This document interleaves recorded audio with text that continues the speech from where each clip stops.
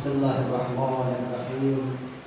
अल्लाहुम्मा कुल्ले वलिय्यिकल हुज्जतिल हसन सल्लल्लाहु अलैहि व अला आबाइहि फी हादिहि स्साअति व फी कुल्li साअह वलिय्यन व हाफिज़न व क़ाइदन व नासिरा व दलीलन व ऐना हत्ता तुस्किनहु अर्दक तौआ व तुमत्तिअहु फ़ीहा तवीला।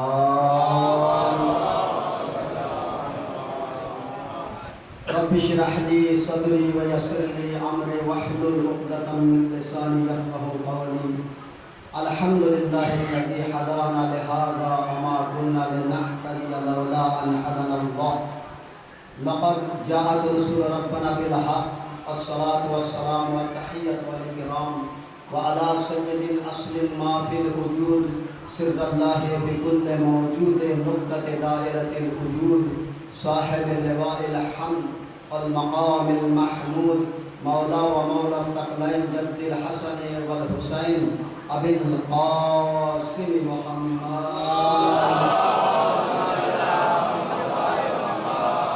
व अला अहलि बैतिहि अत-तय्यबीन अत-ताहिरीन अल-मासूमीन अल-मज़लूमीन व लअनतुल्लाहि अला अअदाइहिम अजमईन मिनल आन इला क़ियाम यौमिद्दीन। अम्मा बअद फ़क़द क़ाला अल्लाहु तबारक व तआला फ़िल क़ुरआनिल मजीद बिस्मिल्लाहिर्रहमानिर्रहीम यौमा नदअू कुल्ला उनासिन बिइमामिहिम सल्लल्लाहु अलैहि वसल्लम। मुहिब्बाने अहले अज़ा आज़ादाराने हुसैन सय्यदुश शुहदाए करबला मातामदाराने हुसैन समस्त तारीफ ও প্রশংসা ও দৃশ্য শক্তি মহান পাক আল্লাহ রাব্বুল আলামিনের জন্য। আল্লাহ রাব্বুল আলামিন আমাদের সকলকে সৃষ্টি করে পাঠিয়েছেন তার ইবাদত উপাসনা করার জন্য।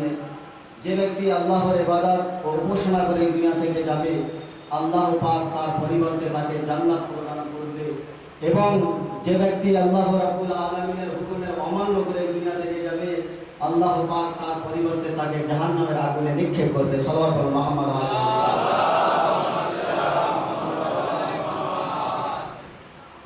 আজ বিশ্বে ইমামে হুসাইন আলাইহিস সালামের নামে ফারশে আযা বিছানো হয়েছে। এর পরিচয় দেওয়ার প্রয়োজন নেই, তবু মাঝে মাঝে পরিচয় দিতে হয়। আজ বিশ্বের মুসলমান, বিশেষ করে শিয়া আসনা আশারি মাযহাবের মানুষেরা ইমামে হুসাইনের নামে ফারশে আযাকে বিছিয়েছে। কারা বিছিয়েছে? শিয়া আসনা আশারি যারা। শিয়া আসনা আশারি কারা? শিয়া আসনা আশারি কারা? যারা প্রথম ইমাম থেকে নিয়ে আমাদের যুগের ইমাম মুহাম্মদ মেহদী আজজালাল্লাহু তাআলা অনুসরণ করে, এদের মান্যকারীদেরকে বলা হয় শিয়া আসনা আশারি। অর্থাৎ 12 ইমামের মান্যকারীদেরকে শিয়া আসনা আশারি বলা হয়। তো আপনাদের পরিচয় কি? যারা আজ 61 হিজরিতে যে ঘটনা, মর্মান্তিক ঘটনা ঘটেছিল কারবালার মোড় প্রান্তে, সেই ঘটনাকে স্মরণ করছেন। তো আপনাদের পরিচয় হচ্ছে আপনারা 12 ইমামের মান্যকারী, আমাদের পরিচয় হচ্ছে আমরা 12 ইমামের মান্যকারী। প্রথম ইমাম থেকে নিয়ে শেষ ইমামের মান্যকারী আমরাই এই দুনিয়ায় ইমামে হুসাইন আলাইহিস সালামের ফারশে আযাকে বিছিয়েছি। কেন বিছিয়েছি? কারণ কি, রিজন কি? তার রিজন এটাই, কারণ আইমায়ে তাহার আলাইহিস সালাম বলে গেছেন যে আমাদের আনন্দে আনন্দিত হও, আমাদের দুঃখে দুঃখিত হও। সাল্লাল্লাহু আলাইহি ওয়াসাল্লাম। আমরা আহলে বাইতের আনন্দে আনন্দিত হই, আহলে বাইতের কষ্টে, আহলে বাইতের দুঃখে দুঃখিত হই। এমন নয় শুধু যে আমরা তাদের দুঃখে দুঃখিত, তাদের আনন্দে আনন্দিত। তিন সমান। আমার আপনার তৃতীয় ইমাম জন্মগ্রহণ করে পৃথিবীতে আসেন, আপনি কি কালো ড্রেস পরে এরকম ফারশে আযা বিছান? ঈদে গদির 18 দিনে হিদ আসলে আপনি কালো ড্রেস পরে শোক দিবস পালন করেন না। সবাই একই কথাই বলবে যে ওই দিন যেদিন ইমামগণ খুশি হন, খুশি দিবস পালন করেছে, সেই দিনকে আমরা খুশি করি। এবং যেদিনকে দুঃখের দিন মনে করেছেন বা যে দিনে আহলে বাইতের উপরে দুঃখ এসেছে, সেই দিনকে আমরা কি মনে করি? দুঃখের দিন। অর্থাৎ এক কথায় আমরা এটা জেনেছি যে আহলে বাইতের আনন্দে আমরা আনন্দিত, আহলে বাইতের দুঃখে দুঃখিত। সাল্লাল্লাহু আলাইহি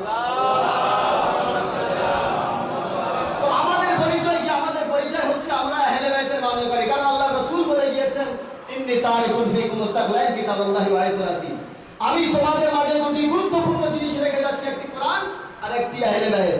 যে বান্দা এই দুটি জিনিসকে শক্ত করে ধরে রাখবে, মজবুত করে ধরে রাখবে, আঁকড়ে ধরে রাখবে, সে কখনো পথভ্রষ্ট হতে পারবে না। তো আপনারা সেই কম, আপনারা সেই কম, সেই উম্মত। আল্লাহ রাসূল বলে গিয়েছেন, তার উপরে আমল করছেন। আল্লাহ রাসূল ওয়ালি হিসেবে মাওলাকে গদিরে খুম নামক স্থানে পরিচয় দিয়ে গিয়েছেন। গদিরে খুম নামক স্থানে মেম্বার তৈরি করে রাসূলুল্লাহ মেম্বারের উপরে দাঁড়িয়ে আলীকে দুই হাতে করে নিয়ে বললেন, মান কুনতু মাওলাহু ফাহাযা আলিয়্যু মাওলা, আমি যার যার মাওলা আলী তার তার মাওলা। সেই আলীর মান্যকারী আপনারা। সালাত ও মুহাম্মদ আল্লাহ। আপনাদের পরিচয় কি? আপনারা জেনে নিয়েছেন।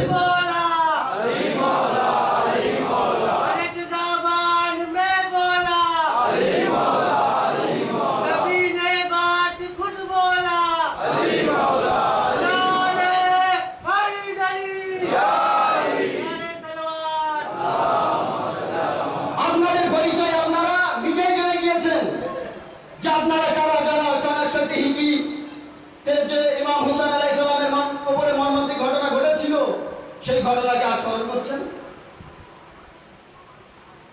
আপনারা। সেই আহলে বাইতের মান্যকারী, সেই আহলে বাইতকে অনুসরণ করেন, সেই আহলে বাইতকে মানেন। আজ ইমামে হুসাইন আলাইহিস সালামের নামে এত পয়সা খরচ করছি কেন আমরা? কারণ আমরা আহলে বাইতকে সমর্থন করি, কারণ আমরা আহলে বাইতকে মানি। আমাদের পরিচয় কি আমরা নিজেই ভালো রকম জেনে গিয়েছি, বা দুনিয়াবাসীদেরকে আমরা জানিয়ে দিয়েছি যে আমাদের পরিচয় কি। যে আমরা যাদের থেকে আহলে বাইত খুশ, তাদের থেকে আমরা খুশ। যাদের থেকে আহলে বাইত নারাজ, অসন্তুষ্ট, আমরা তাদের থেকে নারাজ ও অসন্তুষ্ট। সাল্লাল্লাহু আলাইহি ওয়া সাল্লাম। তো এটা হচ্ছে আমাদের পরিচয়। এবার আমি আপনাদের সামনে রাসূলুল্লাহর মেরাজ সম্পর্কে একটি কথা বলতে চাই। আমাদের পরিচয় কি এবং আমাদেরকে কি সম্মান দেওয়া হবে? আল্লাহ রাসূল মেরাজে যান। বয়স্করা যারা আছেন বা জওয়ান যারা দীর্ঘদিন ধরে মজলিস শুনছেন, মিলাদে যান, তারা প্রত্যেকে অবগত অবশ্যই আছেন, কোনো সন্দেহ নেই। আপনারা প্রত্যেকে জানেন যে মেরাজ কি রাসূলুল্লাহ ছিল। কিন্তু মেরাজের ঘটনা আমি এখানে করব না।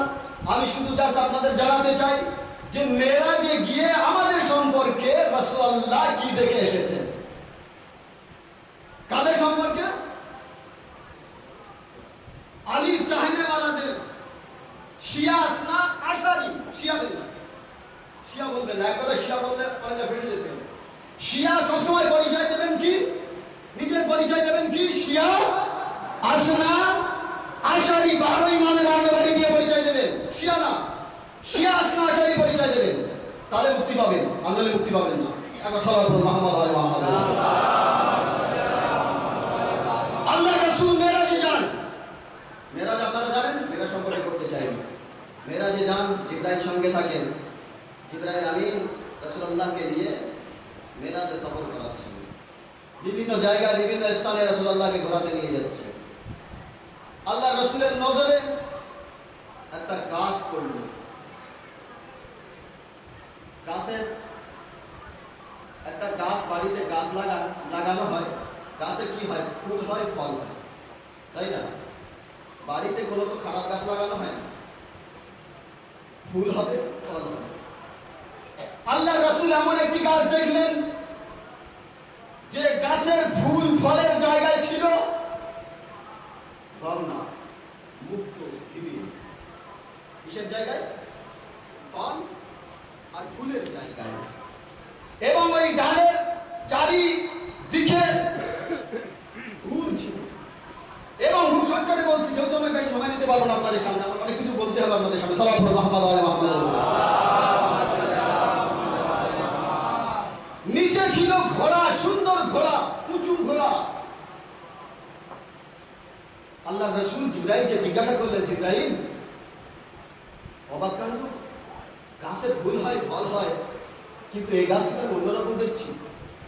এই গাছে না ফুল আছে না ফল আছে, এই গাছে আছে ফুল ফলের জায়গায় হিরে মুক্ত গহনা। তারপরে দেখছি গাছে হুর, এবং তার নিচে আছে উঁচু উঁচু সুন্দর সুন্দর ঘোড়া। জিবরাইল আমিন বললেন, ইয়া রাসূলুল্লাহ। না, তার আগে আল্লাহ রাসূল জিজ্ঞাসা করলেন, এই গাছটি কার জন্য তৈরি করা হলো? এই গাছটি কার জন্য তৈরি করা হলো? তো জিবরাইল আমিন বললেন, কেন, আপনার চাচাতো ভাই, চাচতে ভাই আলী ইবনে আবি তালিবের জন্য। সাল্লাল্লাহু আলাইহি ওয়াসাল্লাম।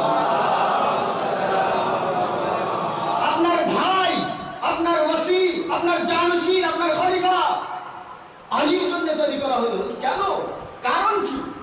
বলছেন, আলীর চাহনে, আলী নিজের চাহনেওয়ালাদেরকে নিয়ে এখানে আশ্রয় দেবেন। সাল্লাল্লাহু আলাইহি ওয়াসাল্লাম। তো আমরা নিজের পরিচয় পেয়ে গেলাম যে আমাদের অবস্থান কি। জান্নাতের কথা বলছেন আলী, ওই গাছের তলায়, গাছের নিচে আমাদের আশ্রয় দেবেন, যে গাছকে আল্লাহ রাব্বুল আলামিন এইভাবে সাজিয়ে রেখেছে। আর আলীর চাহনেওয়ালারা সেখানে যেয়ে আনন্দ উপভোগ করবে। এটাই তো বোঝা যায় না হাদিস থেকে, এতটুকু তো আমরা জানতে পেরেছি। কিন্তু কথা হচ্ছে, দুনিয়ার সব শিয়া, সব চাহনেওয়ালারা কি ওই গাছের তলায় যাবে? সব চাহনেওয়ালারা ওই গাছের তলায় যাবে? তো অন্য রিওয়ায়াত থেকে আমি আপনাদেরকে জানিয়ে দেব যে কোন শিয়ারা যাবে। খুব শর্টকাট আমি বলতে চাই, আমাদের ষষ্ঠ ইমামকে, ষষ্ঠ ইমাম মাশাআল্লাহ, আমাদের মনীষের ফায়দা হচ্ছে, কামিয়াব হচ্ছে মনীষ। তার মানে এখন ঝট করে জিজ্ঞাসা করে সপ্তম ইমামের নাম কি, বলে দেবে মুসা কাদর। যদি অষ্টম ইমামের নাম জিজ্ঞাসা করা হয়, আমরা ভুল করছি না, কিন্তু আগে ভুল হতো, এটা সিরিয়াল ভুল হয়ে যেত, কিন্তু এখন আর সিরিয়াল ভুল হয় না। তো যাই হোক, ষষ্ঠ ইমাম জাফর সাদিক, ওনার জামানাটা একটু অন্য ইমামদের তুলনায়। কোন ইমাম? প্রথম ইমাম আলী, দ্বিতীয় ইমাম হাসান, তৃতীয় ইমাম হুসাইন, চতুর্থ ইমাম জয়নুল আবেদিন, পঞ্চম ইমাম মুহাম্মদ বাকির। এদের তুলনায়, এনাদের যুগের তুলনায় এনার যুগটা একটু ইজি ছিল, সহজ হয়ে গিয়েছিল। কিভাবে? তাবলীগের দিক থেকে। কেন, কারণ কি ছিল? কারণ এটাই ছিল যে বানু উমাইয়া এ পর্যন্ত হুকুমত করে এসেছিল। ষষ্ঠ ইমামের জামানায় বানি আব্বাসের হুকুমত ছিল, আর বানু আব্বাস বানু উমাইয়াকে দোষারোপ করছিল কি দিয়ে, যে ইমাম হুসাইনকে হত্যা করেছে এরাই। তো কি হলো, দুজনের মধ্যে লড়াই, দুই ভাগের মধ্যে লড়াই শুরু হয়ে গেল, দুই নেতার মধ্যে, দুই মন্ত্রীর মধ্যে লড়াই। আর যখন দুই মন্ত্রী লড়াই হবে, তখন আর আশপাশে কি হচ্ছে সব ধ্যান থাকে না, হ্যাঁ না? তো সেই সময় ইমামে জাফর সাদিক আলাইহিস সালামের ভক্তবৃন্দ একটু বেড়ে গিয়েছিল, চাহনেওয়ালা বেড়ে গিয়েছিল। হাজার হাজার লাখো লাখো মানুষ ষষ্ঠ ইমামের মহব্বতে পাগল ছিল। তার মধ্যে আছে যে ষষ্ঠ ইমামের জামানায় 4000 ছাত্র ছিল, ইমাম তাদেরকে শিক্ষা দিতেন। ওই যে জামানা, সেই জামানা। এবং এক ব্যক্তি যার নাম ছিল সোহেল, সে খোরাসান থেকে ইমামের কাছে এসেছিল, সে ভক্তবিন্দু ছিল, ইমামকে ভালোবাসত। আসার পরে বলছে, মাওলা তো যেমন একটা মেহমান বাড়িতে আসলে তাকে যেমন খেদমত করা হয়, তেমন এভাবে মাওলা সেই সোহেলের খেদমত করলেন। খেদমত করার পরে সোহেল কথায় কথায় কথায় কথায় মাওলার সঙ্গে বললেন, মাওলা এখন আপনার ভক্তবিন্দু বেড়ে গিয়েছে, লাখো লাখো ভক্তবিন্দু আপনার চাহনেওয়ালা হয়ে গিয়েছে, এখন আপনি হুকুমতের এলান করে দিন। কিসের এলান? হুকুমত, পাওয়ার, হুকুমতে পাওয়ার এলান করে দিন, যে এখন আমার হাতে সবকিছু এলান করে দিন। তো মাওলা কি করলেন? কানিজকে, দাসীকে ডাকলেন। ডাকার পরে বলছেন যে উনুনটা আছে না আমাদের, চুলোটা আছে না, চুলোকে জ্বালিয়ে দাও, কাঠ দাও, জ্বালিয়ে দাও। কাঠ দিল, জ্বালিয়ে দিল। জ্বালানোর পরে সোহেল গল্পই করে যাচ্ছে মাওলার সঙ্গে। এক সময় মাওলা বললেন, সোহেল যাও, ওই উনুন চুলোয় যে বসে পড়ো। জ্বলন্ত আগুন, আগুন জ্বলছে, ওখানে বসে। সোহেল তো চোখে দেখছে যে আগুন জ্বলছে। মাওলা, আপনি আমাকে এরকম হুকুম করছেন? আপনি কেমন হুকুম মাওলা? এই হুকুম আপনি আমার থেকে ফিরিয়ে দিন। আমার ছেলে আছে, আমার মেয়ে আছে, আমার স্ত্রী আছে, আমার মা বাপ, আমি তাদের খেদমত করব। আমি এমন কি কথা বললাম? আপনার মনে হয় আপনি বুঝতে ভুল করেছেন। যাই হোক, তাহলে মাওলা যখন দেখলেন যে এ তো জবাব আপনার না, মাওলার কথার উপরে কথা, তার সঙ্গে কথাই বলে যাচ্ছে। হঠাৎ হারুনে মক্কি ইমামের বাড়িতে আসলেন। যখন আসলেন, হারুনে মক্কি সালাম করলেন, ইমাম সালামের উত্তর দিলেন, কোনো কথা না, বললেন হারুন যাও, ওই আগুনে ঝাঁপ দাও, চুলো জ্বলছে, ওই চুলোয় ঝাঁপ দাও। হারুন কোনো কথা জিজ্ঞাসা করলেন না। আমি বলবো এতটুকু তো হারুনের অধিকার ছিল যে মাওলা কেন কেন কথা তো জিজ্ঞাসা করা, তার এতটুকু অধিকার ছিল, কিন্তু না, মাওলার হুকুম। চুলোয় যে ঝাঁপ মারল, চুলোয় থাকে মুখ, সেই মুখটা বন্ধ করে দেওয়া হলো। এ তো কাঁপছে যে কি হচ্ছে না হচ্ছে। আমার জন্য মাওলা আজ এক সাহাবীকে জানিয়ে বলিয়ে দিচ্ছে। মনে মনে অনেক কিছু ভাবছে। মাওলা গল্প করে যাচ্ছেন, বিষয় চাহনেওয়ালাদের সম্পর্কে খবর নিচ্ছেন যে অমুক কেমন আছে, অমুকের খবর কি, অমুক কেমনভাবে দিন কাটছে, অমুকের দিন কেমনভাবে কাটছে, এই সমস্ত বিষয় মাওলা বলে যাচ্ছেন। আর কত ভয়ে আতঙ্কিত হচ্ছে যে কি আমার জন্য একজন সামনে চোখে জ্বালিয়ে দিচ্ছে মাওলা, যাকে আমরা এত ভালোবাসি, এত শ্রদ্ধা করি, সেই মাওলার হুকুম, আর তাকে সে পালন করেছে। দেখো কি হচ্ছে। চলো, সোহেলকে নিয়ে মাওলা গেলেন, ঢাক্কান মুখটা খুলে দিলেন। যখন খুলে দিলেন, কি দেখেন? সচোখে সোহেল দেখছে, আর ইমাম দেখাচ্ছেন কাকে? সোহেলকে, যে তুমি দেখো, তুমি তো ঝাঁপ দিলে না, তুমি তো আগুনে গেলে না, আমার হুকুম পালন করলে না। হারুন পালন করেছে। কি দেখলো যে সোহেল? যে দেখলো একটা ফুলের মাঝখানে হারুনে মাক্কি বসে তাসবিহ ইলাহি করছে। সাল্লাল্লাহু আলাইহি ওয়াসাল্লাম তাসবিহ করছে। হারুনকে হুকুম হলো, হারুনকে হুকুম করলেন মাওলা যে হারুন চলে এসো। হারুন বার হলেন। এবার সোহেলকে বলছেন, সোহেল বলো, তোমার খোরাসানে এরকম চাহনেওয়ালা কজন আছে? তো বললেন মাওলা একজনও নেই। তো ইমাম বললেন, এই সোহেল, এক রাওয়ায়াত মোতাবেক বলছেন, এই সোহেল, যদি 5 জন সাহাবী আমার এরকম হতো, আর এক রাওয়ায়াত মোতাবেক বলছেন যদি 20 জন সাহাবী এরকম হতো, তাহলে আমি হুকুমতের জন্য এলান করে দিতাম। সাল্লাল্লাহু আলাইহি মুহাম্মদ। তার মানে কি বুঝলেন আপনারা? আমরা কি বুঝলাম? যে চাহনেওয়ালা তো পৃথিবীতে বহুত রূপ দেখা যাচ্ছে। ইমামের ভক্তবিন্দু আছে, কিন্তু কেমন ভক্তবিন্দু? যেমন ভক্তবিন্দু রাসূলুল্লাহ চান, যেমন চাহনেওয়ালা আলী চান, যেমন চাহনেওয়ালা ফাতেমাতুজ জাহরা চান, যেমন চাহনেওয়ালা হাসান চান, যেমন চাহনেওয়ালা হুসাইন চান, যেমন চাহনেওয়ালা আমাদের ইমাম যুগে ইমাম মুহাম্মদ নাহি সাল্লাল্লাহু তাআলা আলাইহি।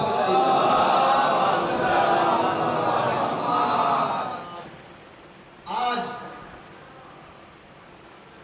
দুনিয়ায় ইরান ব্যতীত যত দেশ আছে, যত শিয়া আছে বিভিন্ন দেশে, ইন্ডিয়া হোক, পাকিস্তান হোক, বাংলাদেশ হোক,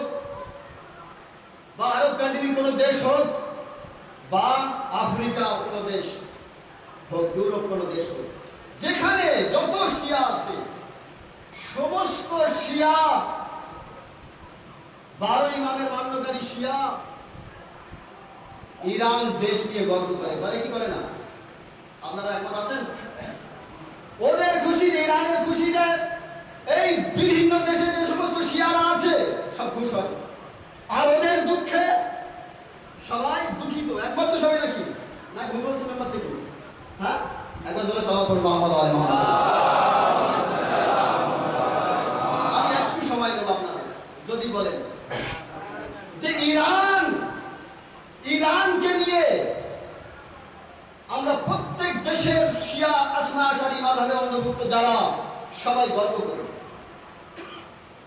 কিন্তু আপনারা খবর রাখেন যে ইরান শিয়া দেশ কবে থেকে হয়েছে? এক সময় এটা শিয়া হুকুমত ছিল না, ওখানে শিয়াদের হুকুমত ছিল না, শিয়াদের কোনো পাওয়ার ছিল না ওখানে। শর্টকাট আমি আপনাদের,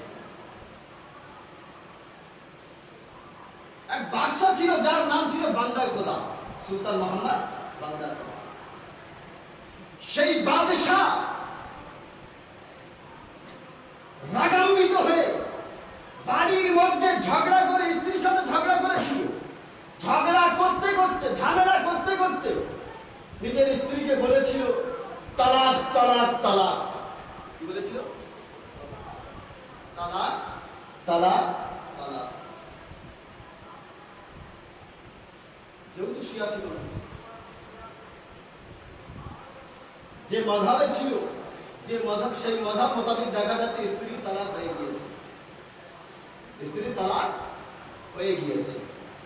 বাদশাহ স্ত্রীকে অত্যন্ত ভালোবাসত, কিন্তু রাগান্বিত হয়ে রাগের অবস্থায় নিজের স্ত্রীকে সেই সমাজে যে নিয়ম আছে সেই নিয়মের ভিত্তিতে তালাক তালাক তালাক বলে ফেলেছে। এখন স্ত্রী তো তালাকই হয়ে গেছে, কিন্তু বাদশাহ চায় না যে আমার স্ত্রী আর কোথাও যাক, আমার স্ত্রী আমার হোক। কিন্তু নিয়ম কি? ওই শরিয়ত মোতাবেক নিয়ম হচ্ছে যে যদি তালাক তালাক তালাক বলা হয় তো সেই স্ত্রীকে আর একজনের সাথে বিয়ে দিতে হবে। বিয়ে দিতে হবে, শুধু বিয়ে নয়, শুধু বিয়ে নয় যে বিয়ে দিলাম আর ছাড়িয়ে দিলাম বলে তুমি তালাক তালাক বলে দাও তাহলে আমার স্ত্রী হয়ে যাবে, না। বিয়ে হবে, তার সাথে সংসার করবে। আগে আমি বলবো তার সাথে সংসার করবে মানে আপনি বুঝে নিয়েছেন।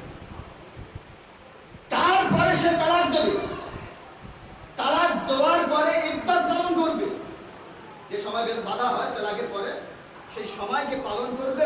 তারপরে প্রথম স্বামী যদি আবার বিয়ে করতে চায় তাহলে বিয়ে করতে পারবে না। এইভাবে হালাল হবে প্রথম ওই স্ত্রী প্রথম স্বামীর জন্য। বাদশা বড় টেনশনে যে আমার স্ত্রী অন্য ঘরে যাবে, আবার দিন কাটাবে, তারপরে আমি বিয়ে করলে আমি আবার আমার স্ত্রীকে পাবো।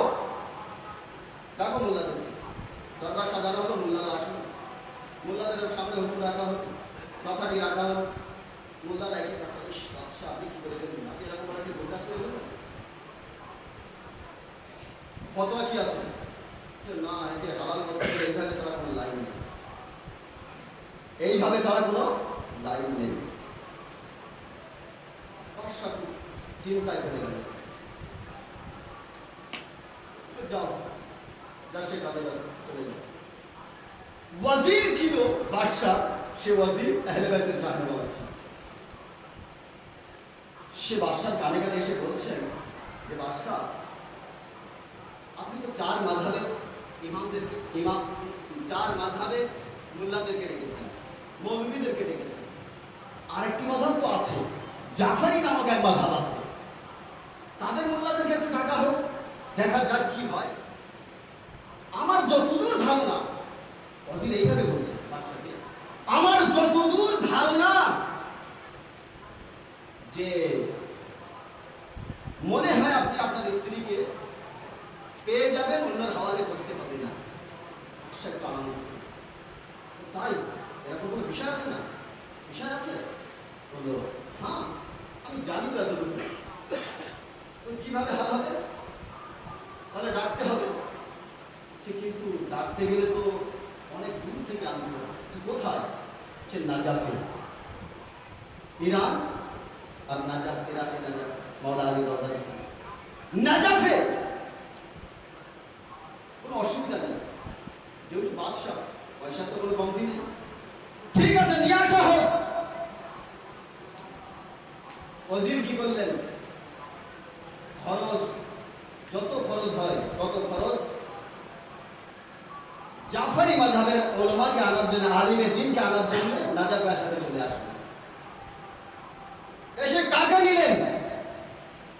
আল্লামা হিল্লিকে। কাকে?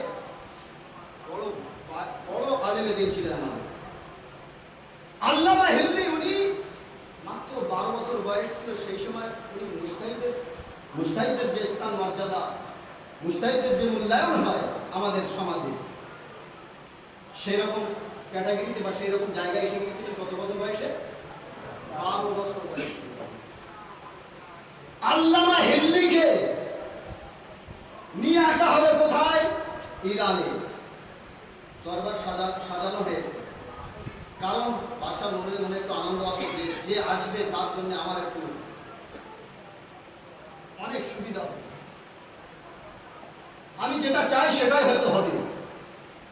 দরবার সাজানো হলো, মোল্লাদেরকে ডাকা হলো, চেয়ার সাজানো হলো, বাদশার সিংহাসন, বাদশার তখ্ত, বাদশার তখ্তে বাদশা বসে আছেন এবং বিভিন্ন উলামায়ে কেরাম চেয়ারে বসে আছেন। তারা একটা ষড়যন্ত্র করল যে আসছে তো জাফরি মাযহাবের এক আলেমের দিন, তো কেননা তাকে, যেহেতু আমরা তাদেরকে শ্রদ্ধা করি না, তাদেরকে অতটা মানি না, কেননা আমরা তাকে একটু অসম্মান করি। কি করব? দরবারি মোল্লারা যত চেয়ার ছিল সব বুক করে নিল। ফাঁকা চেয়ারও যদি থেকে থাকে তো কাউকে ডেকে বসিয়ে দিল, বসে বসে। যদি জাফরি মাযহাবের কোনো আলিম আসে, সে যেন অসম্মানিত হয় এবং বাদশার সামনে দাঁড়িয়ে থাকে। এটা যেন অনুভব করে যে বাদশা আমাকে তো আমন্ত্রণ করেছে, কিন্তু আমার জন্য জায়গা রাখিনি। আপনার বাড়িতে যদি আপনি দাওয়াত করেন কাউকে, তার জন্য আপনি জায়গার ব্যবস্থা যদি না করেন, তাহলে সে মনে করো আমাকে অসম্মান করার জন্য। তো বাদশাহ দরবার সাজা, দরবারি উলামার চিন্তা ভাবনা অন্যরকম, চেয়ার বুক। আল্লামা হিল্লি দরবারে প্রবেশ করবেন, গেটের মুখে এসে দেখে সবার জুতো খোলা আছে। তো আল্লামা হিল্লি কি করলেন? জুতো খুললেন, জুতো খুলে সেই জুতোগুলো বগলের তলায় রাখলেন, নিচে রাখলেন। কোথায়?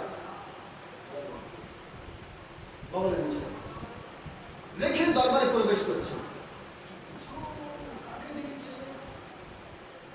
তুমি শেখানো হয়নি, আদব শেখানো হয়নি। বগলের তলায় জুতো নিয়ে দরবারের মধ্যে বাদশার দরবারে প্রবেশ করছে, কাকে ডেকেছে? আল্লামা হিল্লি বগলের তলায় জুতো নিয়ে দরবারে প্রবেশ করলেন।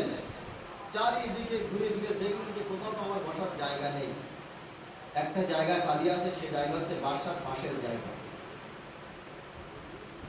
বাদশার পাশের জায়গার দিকে লক্ষ্য করে আল্লামা হিল্লি আস্তে আস্তে চলে আসলেন কোথায়?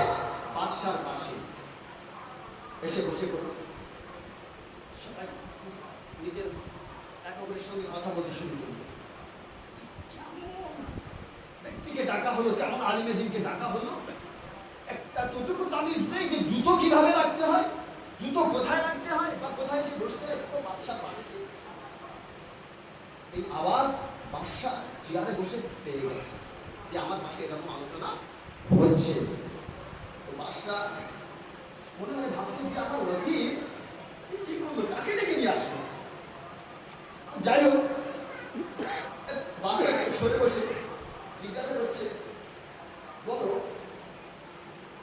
তোমার নাম কি? আমার নাম হিল্লি।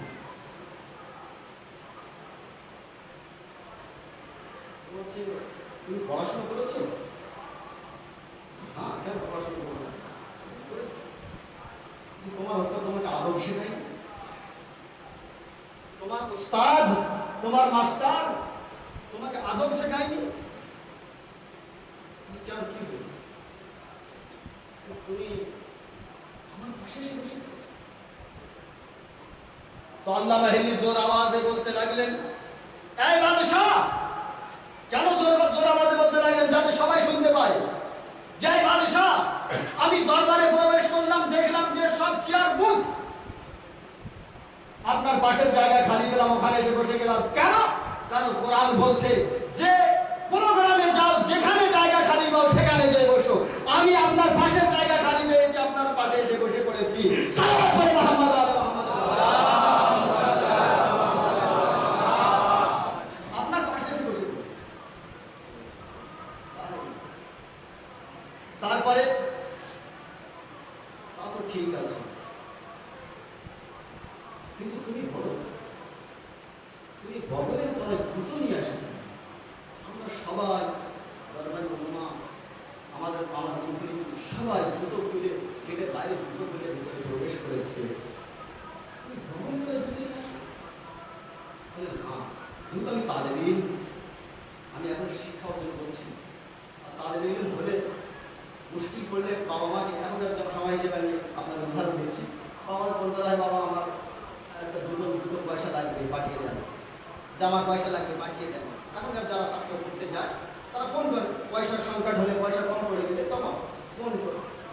আল্লামা হিন্দি এই কথাই বলে বুঝিয়ে দিয়েছেন যে যেহেতু আমাদের পয়সা কম, বছরে হয়তো এক দু জোড়া জুতো কিনতে পারি, ওই জন্য আমি ভয় পাচ্ছি যে এখানে যদি আমার জুতো চুরি হয়ে যায় তাহলে আমি আমার দেশে খালি, আমাকে বাড়ি খালি পায়ে যেতে হবে। হ্যাঁ, তোমার দরবারে সেই জুতো চুরি করার ভয়, তাও আমার দরবারে, আর যে ঘটনা কোনোদিন ঘটেনি। আল্লামা হিলি জোর আওয়াজে বললেন, জয় বাদশাহ, আপনার দরবার তাই কি হয়েছে? আপনি বাদশাহ তাই কি হয়েছে? রাসূলুল্লাহর দরবার থেকে যদি জুতো চুরি হতে পারে তাহলে আপনার দরবার আর কোথায়? সাল্লাল্লাহু আলাইহি ওয়াসাল্লাম।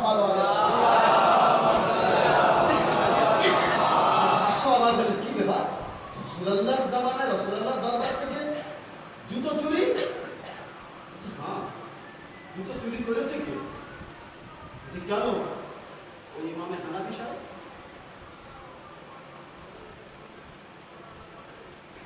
যে হানাফি ওলামা ছিল তারা রেগে উঠল, বলছে বাদশাহ মিথ্যা কথা বলছে।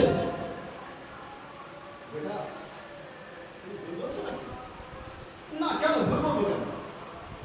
চুরি করেছে, জোর সে বলছে না ভুল বলছে।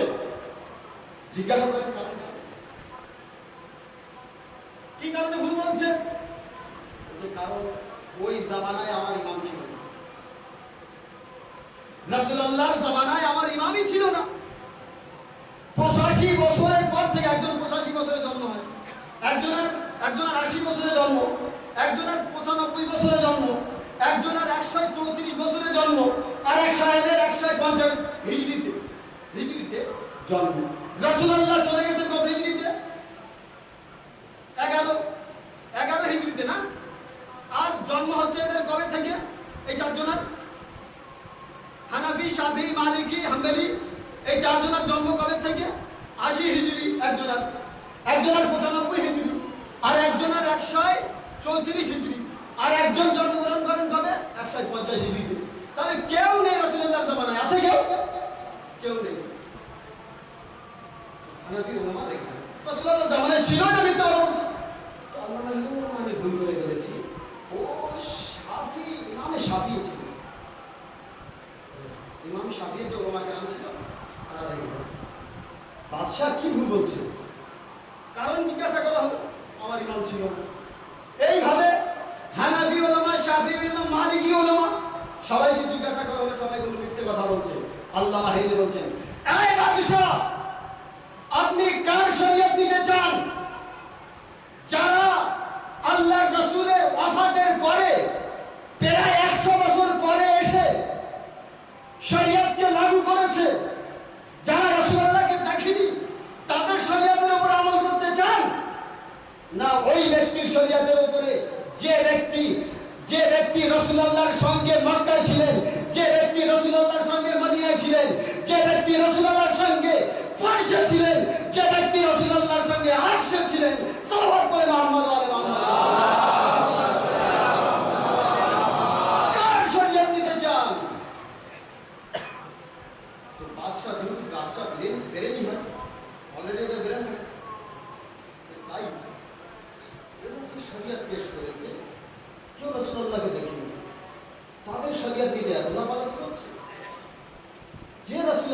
সাথে মক্কায় ছিল, যে রাসূলুল্লাহর সাথে মদিনায় ছিল, যে রাসূলুল্লাহর সাথে হিজরতের বিছানায় ছিল, যে রাসূলুল্লাহর সাথে বদরে ঘুমেছিল, যে রাসূলুল্লাহর সাথে খায়বারে ছিল, যে রাসূলুল্লাহর সাথে খান্দাকে ছিল, যে রাসূলুল্লাহর সাথে ওহাদে ছিল, যে রাসূলুল্লাহর সাথে হুনাইনে ছিল, যে রাসূলুল্লাহর সাথে ফারসে ছিল, যে রাসূলুল্লাহর সাথে আরশে ছিল, তার হাদিস, তার শরীয়ত বয়ান, এর থেকে বড় ব্যাপার আর কি হতে পারে?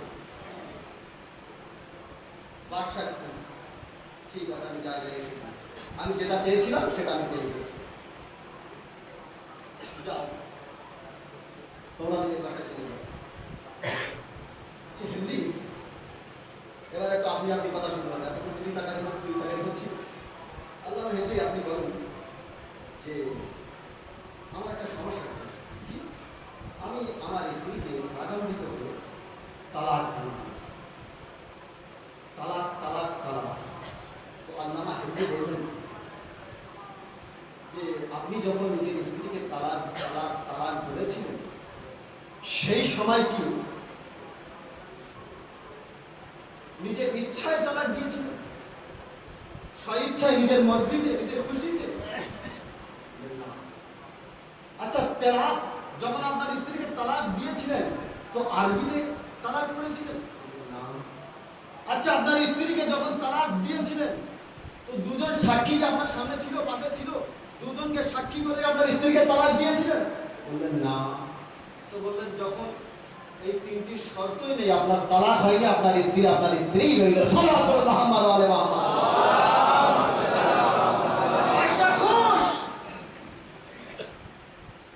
বাদশা খুশ, আমার স্ত্রীকে কারো হাওয়ালা করতে হলো না, আমি আমার স্ত্রীকে সঙ্গে সঙ্গে পেয়েও দিলাম।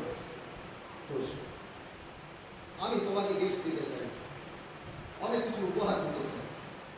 বাদশা আমার উপহারের প্রয়োজন নেই, কিন্তু আমি একটি দাবি আপনার কাছে করব, সে হচ্ছে আমি ইরানের তবলিগ করতে চাই। বাদশা বলেন তবলিগের অনুমতি দিতে, তাকে আল্লামা হিন্দু তবলিগ করতে চাই। কিছুদিন পরে বাদশার ব্রেনে আসলো যে এই তো আসল শরিয়াত, এলান করে দিল দরবারে এসে যে আজ থেকে আমি শিয়া মাযহাবকে গ্রহণ করলাম। যখন বাদশা এলান করে দিল যে আজ থেকে আমি শিয়া মাযহাবকে গ্রহণ করলাম, তো যত বাদশার ভক্তবিন্দু ছিল সবাই বলে আরে বাদশা চলে গেছে তো আমরা আর কি, চলো সবাই শিয়া হয়ে যায়। তো সেই সময় থেকে পুরো ইরান শিয়া হয়ে গেল। সাল্লাল্লাহু আলাইহি মুহাম্মদ ওয়া আলি মুহাম্মদ।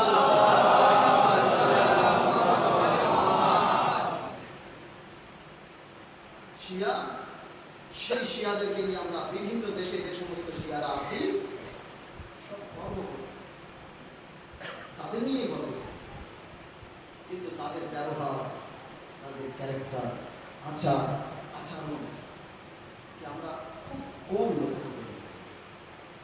তারা শরীয়তকে কিভাবে পালন করছে সেটাকে আমরা কতটা ফলো করি, করতে পারি না। দেশ হিসেবে করতে পারি না, মুশকিলের জন্য করতে পারি না, বিভিন্ন কারণের জন্য আমরা করতে পারি না। কিন্তু আমাদের দায়িত্ব, আমাদের কর্তব্য, যেহেতু শিয়া পরিচয় আমাদের দিতে হবে, আর না দিলে ওই গাছের তলায় আমরা আশ্রয় পেতে পারি। শিয়া হওয়া খুবই কঠিন। হারুনে মক্কির আমি উদাহরণ দিলাম, ইমামে সাহাবী ছিলেন, আপনারা শুনেছেন। এই ঘটনাগুলো কেন শোনানো হয় আপনাদের সামনে মেম্বার থেকে ঘটনা কেন, যাতে আগামী দিন আমার যে সমস্ত ভুলভ্রান্তি হতে থাকে, হয়ে গেছে, সেই ভুলকে যেন আমরা সংশোধন করতে পারি।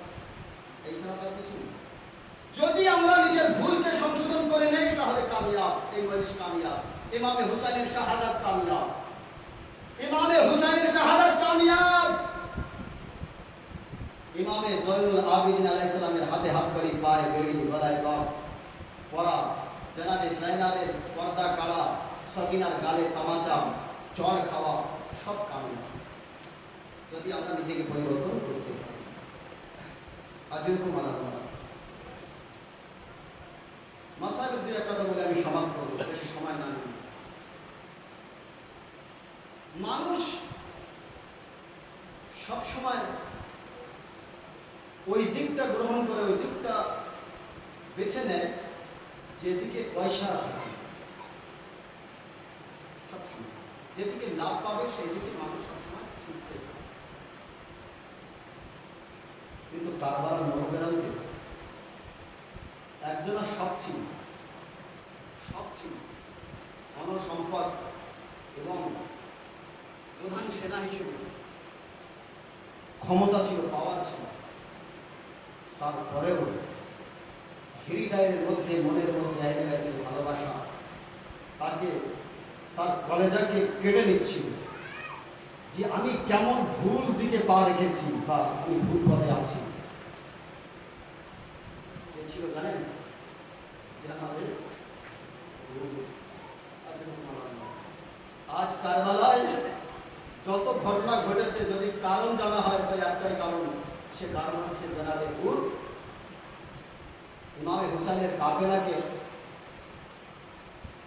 আটকে রেখেছিল। কারবালায় পৌঁছানোর আগে এক জায়গায় ইমামের কাফেলার সঙ্গে সাক্ষাৎ হয়। সেখানে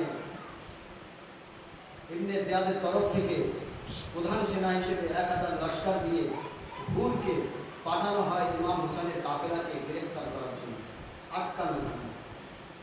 তো কারবালা পৌঁছানোর কিছু আগে হুর ইমাম হুসাইনের কাফেলার সঙ্গে সাক্ষাৎ করে।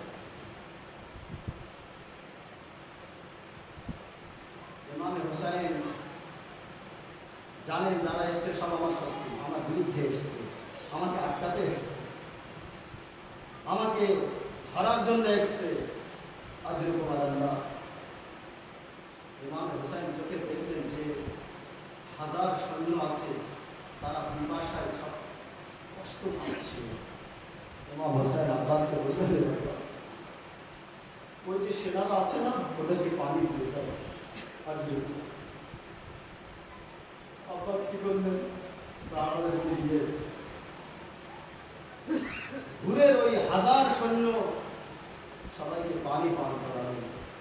আল্লাহ ইমাম হুসাইন আব্বাসকে বললেন, আব্বাস সৈন্যদেরকে পানি পান করে দিয়েছে, ওদের সঙ্গে ঘোড়াও আছে, পশু আছে, ওদের পানি পান করে দাও। জানাবে আব্বাস বললেন, আব্বাস যতক্ষণ পর্যন্ত ঘোড়া নিজের মুখ পানি থেকে নিজে না তুলে নেবে ততক্ষণ পর্যন্ত পানি তার মুখে থাকবে। আল্লাহ ইমাম হুসাইনের ফরমানের মোতাবেক জানাবে আব্বাস ঘোড়াকে পানি পান করে দাও। এই কাফেলা যখন কারবালায় প্রবেশ করল, ইমাম হুসাইন কি মারা গেলেন, আর একদিকে হুরের লস্কর এবং আস্তে আস্তে এদিকে সৈন্য চারিদিক থেকে ইমামকে ঘেরাও করতে শুরু করল। আল্লাহ এমন সময় আসলো 1 2 3 4 5 6 মহরম কেটে গেল, 7 মহরম পানি মেরে আল্লাহ 9 মহরম আসলো। যুদ্ধ বাধার সম্ভাবনা ছিল, কিন্তু ইমামে হুসাইন সময় ছেড়ে দিলেন একটা দিনের। আপনি বুঝতে পেরে একটা দিন কত মূল্যবান দিন ছিল জানাবে হুরের জন্য। আমার আপনার মাওলা হয়তো জানতেন যে একজন আসবে আমার দিকে, সেই জন্য একটা দিন সময় চেয়ে নিয়েছিলেন। আল্লাহ রাত হলো, জানাবে হুর ওমরে সাদের কাছে আসছিল, এসে বলছে, ওমরে সাদ এই যুদ্ধ কি বন্ধ করা যাবে না? বন্ধ করা যায় না? বলল, না হুর বেঁধে যখন গিয়েছে তোর যুদ্ধ হবেই হবে, আর এর শুরুয়াত আমি করবো। আল্লাহ হুর চিন্তা করছে যে যুদ্ধ আর কোনো মতে কোনো রকমের যুদ্ধ আর বন্ধ হবে না। হুসাইনের মাথা দেওয়ার জন্য এরা সবাই প্রস্তুত হয়ে গেছে। আল্লাহ জানাবে হুর সকালের আজানের পরে নামাজ পড়ার জন্য প্রস্তুতি নিচ্ছিলেন। সেই সময় কানে আওয়াজ আসলো, হুসাইনি খায়মা থেকে ছোট্ট ছোট্ট বাচ্চাদের আওয়াজ আসলো, আল্লাহ এই আওয়াজ হুরের কানে খটকাচ্ছিল, কলেজা কেটে কেটে বার হবে এরকম হচ্ছে। আল্লাহ হুর কি করলেন? এক ঘনিষ্ঠ বন্ধুর পাশে এসে বসলেন, বসে বলছে যে আমার ঘনিষ্ঠ বন্ধু, আমার মন যেন এদিকে যাচ্ছে না, আমি হুসাইনের দিকে যেতে চাই। ঘনিষ্ঠ বন্ধু বলছে, এ হুর, তুমি এখন যেতে চাও, আগে নাকি এখন যেতে চাও? এখন তো তোমার জন্য হুসাইন ওখানে আটকে গিয়েছে। এখন যদি হুসাইনের দিকে যাও তো হুসাইন কবুল করবে না, আর এদিক থেকে যদি ছেড়ে যাও তাহলে ওপরে সাদও কবুল করবে না। তো হুর কি বললে শুনবেন? হুর বলছেন, না আমার বন্ধু, আমার বিশ্বাস আছে যে আমার মওলা আমাকে ক্ষমা করে দেবে। হুর বললেন, না, আমি জাহান্নামে যেতে চাই না, আমি জান্নাতে যেতে চাই, আমি জাহান্নামের আগুনে যেতে চাই না, আমি জান্নাতে যেতে চাই। আজরুকুম আল্লাহ ভাইকে বললেন, ভাই বললেন আমিও যাব। ভাই বেটাকে বললেন, বেটা বললেন বাবা আমিও যাব। গোলামকে বললেন, গোলাম বললেন মাওলা আটা আমিও যাব। আজরুকুম আল্লাহ ঘোড়ার পিঠে জানাবে হুর চারজন ঘোড়ার পিঠে বসে হুসাইনি খায়মার দিকে ছুটে আসছেন। একবার হাবিব ইবনে মাজাহির আসহাবদেরকে বললেন, এই সাহাবীও, বনি হাশিমের জওয়ানদেরকে হেফাজত করো, আনেওয়ালা যাতে এসে আক্রমণ না করতে পারে আর আমাদের একটা বড় ক্ষতি হয়ে যায়। আজরুকুম আল্লাহ আব্বাস বনি হাশিমের জওয়ানদেরকে বললেন, এই জওয়ানো, নিজের আকাকে হেফাজত করো, আনেওয়ালা এসে যেন বড় হামলা না করে আমাদের ক্ষতি না করতে পারে। আজরুকুম আল্লাহ এভাবে হুসাইনের খায়মায় প্রস্তুতি নিচ্ছেন হাবিব ইবনে মাজাহির।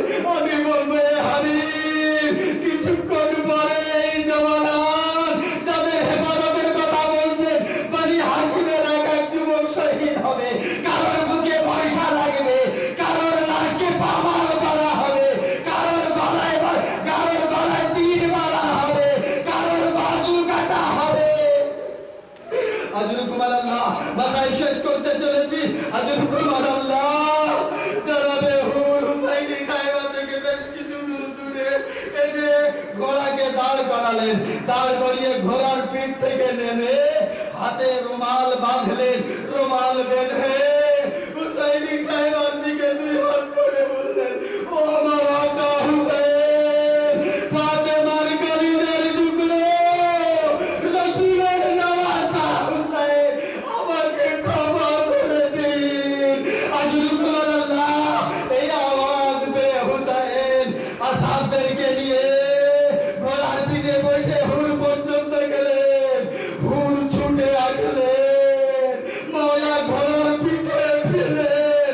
আজরুকুম আল্লাহ হুর ছুটে এসে মাওলার পা জড়িয়ে ধরলেন, মাওলা আমাকে ক্ষমা করে দিন, আমি বড় অপরাধ করে এসেছি। আজরুকুম আল্লাহ, আজরুকুম আল্লাহ ইমামে হুসাইন ঘোড়ার পিঠ থেকে নেমে হুরকে গলা জড়িয়ে নিলেন। আজরুকুম আল্লাহ হুরকে জড়িয়ে নিলেন। একবার জানাবে হুরকে বললেন, হুর তুমি ভালো কাজ করেছো, জাহান্নাম থেকে জান্নাতের দিকে চলে এসেছো। এ হুর তুমি অন্ধকার থেকে আলোর দিকে চলে এসেছো। এ হুর তুমি বাতিল থেকে হকের দিকে চলে এসেছো। দ্বিতীয় কথা, ইমামে হুসাইন হুরকে বললেন, এ হুর, এ হুর, যখন তুমি আমার শত্রু হয়ে এসেছিলে তখন আমি তোমাকে পানি দিয়ে আপ্যায়ন করেছিলাম। এ হুর, যখন তুমি আমার মেহমান হয়ে এসেছো আমি তোমাকে এক বুঁদ এক কাতরা পানি দিতে পারছি না। একবার হুর লজ্জিত হলেন। আজরুকুম আল্লাহ হুরকে নিয়ে খেমায় হুসাইনের দিকে আসলেন। আজরুকুম আল্লাহ হুর বললেন, মাওলানা আমি বেশিক্ষণ থাকতে চাই না, আমি সর্বপ্রথম যুদ্ধ করতে চাই। আজরুকুম আল্লাহ হুর বললেন, ইমামে হুসাইন বললেন, হ্যাঁ হুর, সবাই তো যুদ্ধে যাবে, সবাই শহীদ হবে, তুমি যখন চাও তাহলে তুমি যেতে পারো। তো হুর বললেন, না মাওলা, আমি আমার হাতে করে আমার জওয়ান বেটাকে আপনার সামনে শহীদ হতে দেখতে চাই। আজরুকুম আল্লাহ হুর নিজের সন্তানকে বললেন, যাও অনুমতি নাও। অনুমতি নিতে আসলেন কে? হুরের বেটা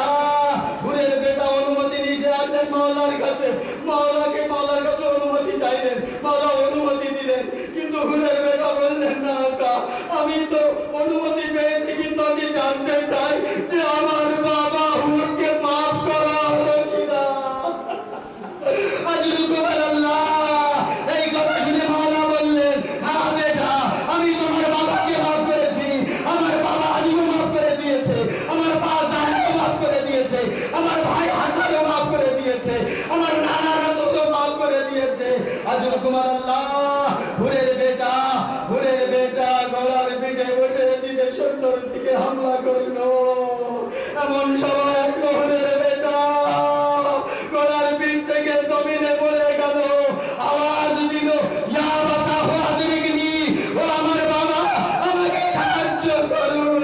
আজরুল আল্লাহ হুর আওয়াজ নিয়ে ইমামের কাছে আসলেন, মাওলা আমাকে এতটুকু অনুমতি দিন যে আমি আমার বেটার লাশকে হাতে করে নিয়ে আসি। বললেন, না হুর, তুমি আমার মেহমান, এ কাজ আমি করব। এ হুর, তোমার বয়স হয়ে গিয়েছে, বয়স হয়ে গিয়েছে, নিজের হাতে জওয়ান বেটার লাশ আনতে পারবে না। হুসাইন নিয়ে আসলে আমি বলবো, মাওলা এমন সময় আসবে আপনার 18 বছরের জওয়ান আলী আকবরের বুকে বর্ষা লাগবে, আপনি চলে যাবেন, আলী আকবরের লাশ নিয়ে আসবেন, উঠবে না, পা ঘষে আসবে, আওয়াজ দেবেন, ও আমার ছোট ছোট বাচ্চারা এসো, আলী আকবরের লাশ আনতে আমাকে সাহায্য।